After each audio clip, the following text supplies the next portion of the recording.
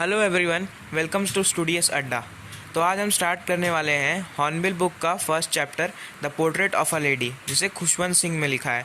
तो बेसिकली ये जो स्टोरी है उसमें खुशवंत सिंह अपनी ग्रैंड मदर मतलब दादी के बारे में बताते हैं कि वो कैसी थी, क्या है, क्या करती है और उन दोनों के बीच में रिलेशन कैसा है। So, this author begins with a narrative with a well-embellished account of his grandma. He remembers his grandmother as a small and healthy woman with a slight lunch. वो कहते हैं कि उनकी ग्रैंडमदर जो थी वो थोड़ी छोटी थी, मोटी थी और झुक के चलती थी। Her silver hair was strained across her aged face in a haphazard manner.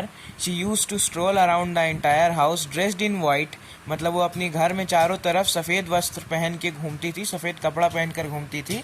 उनका एक हाथ जो है उनकी कमर पे रहता था, दूसरी हाथ माला, रोजरी मतलब माले को पकड़ के घूमते रहती थी। The writer regards her was not very attractive but always gorgeous. He compares her scenery expression to the writer's scenery. During this extended stay in the hamlet, she used to rouse him from bed in the early morning, plaster his wooden slate, prepare his breakfast and send him to school. मतलब जब narrator Khushwant Singh छोटे थे तो वो उसे मतलब उनकी grand mother उसे उठाती थी, उसे स्कूल के लिए रेडी करती थी, उनका जो वुडन स्लेट था उसे साफ़ करती थी, ब्रेकफास्ट बनाती थी और स्कूल भेजती थी। वो अपने ग्रैंड मदर के साथ ही स्कूल जाता था और वो जब स्कूल साथ में जाते थे तो they use to feed the stale chapatis to the street dog, मतलब जो बाहर रोड के कुत्ते होते हैं उन्हें वो रोटी खिलाते हुए चलती थी जब वो घर बैक आते थे। तो when they moved to the city, it marked the watershed movement to their lovely relationship. मतलब यहाँ ये लिखा हुआ है कि जब नरेटर बड़े हो गए, जब उन्हें शहर जाना पड़ा तो जो ग्रैंड मदर और नरेटर का रिलेशनशिप था उसमें थोड़ा सा बदलाव आया। His grandma could no longer accompany him to the school. Now the writer started to ride a school bus. मतलब अब ग्रैंड मदर और नरेटर साथ में स्कूल नहीं जाते थे, अब नरेटर एक बस से जाते थे school. Now the writer started to ride a bus to the city school and study courses like English, physics, mathematics and many more that grandma could not grasp. या grandma could not grasp का मतलब ये है कि उस समय पे grand mother का मानना ये था कि बच्चों को गॉड स्क्रिप्चर्स, गॉड के बारे में भक्ति भजन ये सब सिखाया जाए, ना कि foreign languages and western cultures जैसे इंग्लिश।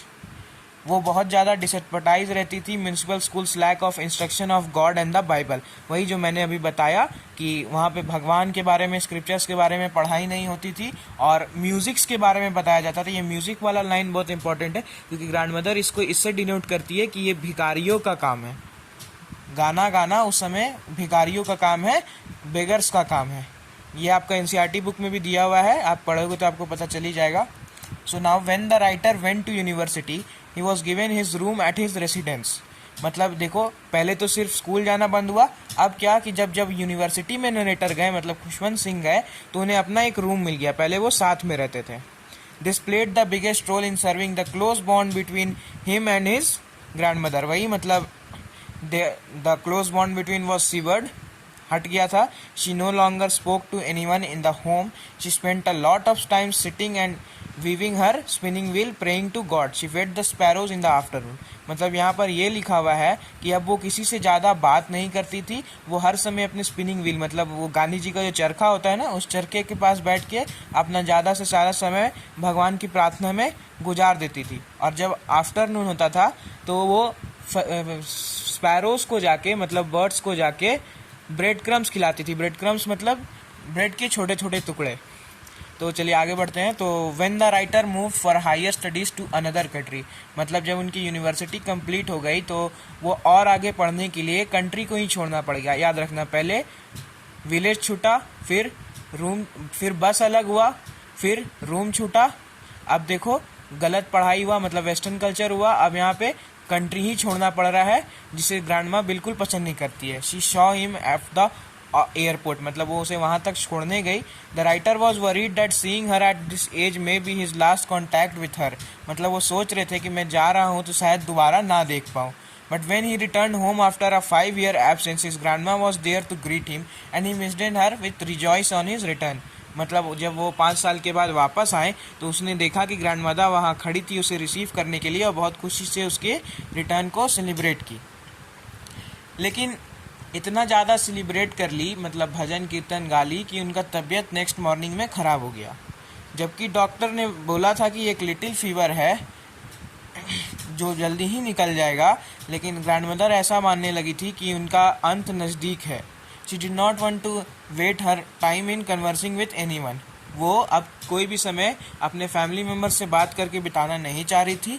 वो अपने वापस से पलंग पे चल गई और अपने गुनाहों की माफ़ी भगवान से मांगने लगी। देखो यहाँ वही लिखा हुआ है, she went to her bed and prayed and spoke the bed still her lips stopped moving and the rosary slipped out from her lifeless fingers.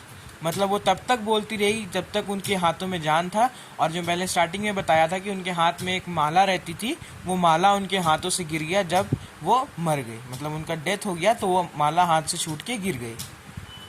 जब उन्हें बाहर लेके जा गया था तो जो स्पैरो जिनको खाना खिलाती थी, ब्रेड क्रम्स देती थी, वो सब बाहर जमा हो गए।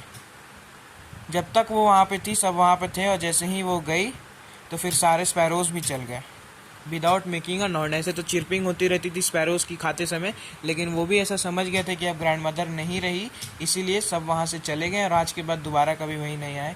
तो यही है स्टोरी बेसिकली। बस यही है कि ग्रैंड मदर और नरेटर का रिलेशन कैसा था, ग्रैंड मदर थी कैसी, क्या करती थी, उनका लाइफस्टाइल क्या था, और खुशवंत सिंह के साथ कैसा बिहेवियर था, कैसा रिलेशनशिप था।